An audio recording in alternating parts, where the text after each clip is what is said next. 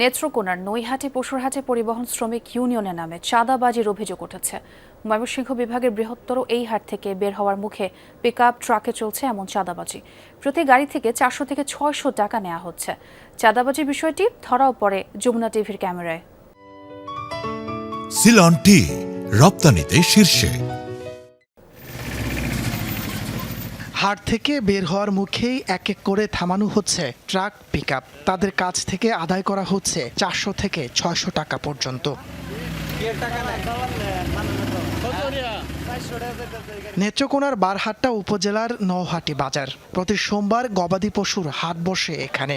আশপাশের জেলাসহ বিভিন্ন জেলা থেকে গবাদি পশু নিয়ে আসেন খামারি ও ব্যাপারীরা। পশু বিক্রি করে বা কিনে হাট থেকে বের হওয়ার মুখেই গুনতে হয় টাকা। ব্যাপারী ও পরিবহন চালকরা বলছেন, পরিবহন শ্রমিক ইউনিয়নের নামে পিকআপ থেকে 400, মাঝারি ট্রাক থেকে 500 ও বড় ট্রাক থেকে 600 টাকা আদায় করা হচ্ছে। গত 2 মাস ধরে চলছে এমন চাঁদাবাজি। এই 400 টাকা নেয়, এটা পুরো মানে খুবই টাকা নিছে, খুব চাঁদাবাজি টাকা নিছে। 400 টাকা তো এটা কি জন্য নিল? কিছুদিন ধরে আবার এটা চলতেছে, বুঝছেন? এরা কইতেছে এটা উপরে নির্দেশ। আনলে বলে 500 টাকা, আনাইলে 200-300 গ্যারান্টি দিন করে। চালান ছাড়া হইলে 200-300, আর চালান আনলে 500 টাকা। আমাদের বাড়ি অনেক দূরে, অনেক আমরা মারে, আমরা কি কইয়াম? 400-300 এরকম লাগে। চাঁদা নেওয়ার বিষয়টি ধরা পড়ে যমুনা টিভির ক্যামেরায়ও। গাড়ি থেকে টাকা নেওয়ার কথা স্বীকারও করে শ্রমিক সংগঠনের লোকজন। পরে বিষয়টি নিয়ে সংবাদ প্রচার না করতে সাংবাদিককে ম্যানেজের চেষ্টাও করা হয়। না না না ভাই, আমরা 200 টাকা নিয়ে 150 টাকা নিয়ে গাড়ি প্রতি চালান দিয়ে। এই টাকাটা কিভাবে হয়? টাকাটা পরে কোথায় যায়?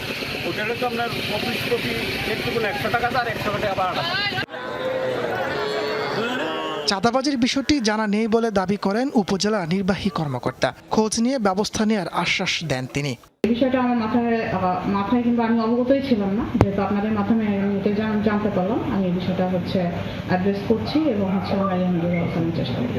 চাঁদাবাজি রোধে দলীয় নেতাকর্মীদের দিয়ে ব্যবসায়ীদের নিরাপত্তা দেওয়ার কথা জানান স্থানীয় সংসদ সদস্য। আমরা প্রয়োজন হলে আমাদের ছাত্রদল, যুবদল, স্বেচ্ছাসেবক দল আছে, তাদেরকেও আমরা দরকার হলে বাজারের দিন যাতে ব্যাপারী এবং সাধারণ জনগণ কোনো হেনস্থার শিকার না হয়, আমরা চাঁদাবাজির শিকার না হয়, সেই ব্যবস্থা আমরা করব। প্রতি বছর হাটটি থেকে প্রায় 2.5 কোটি টাকা রাজস্ব আয় করে সরকার। সড়কে চাঁদাবাজি কমলে হাট থেকে রাজস্ব আয় বাড়বে বলে জানান ব্যবসায়ীরা। তাপস সরকার, যমুনা নিউজ।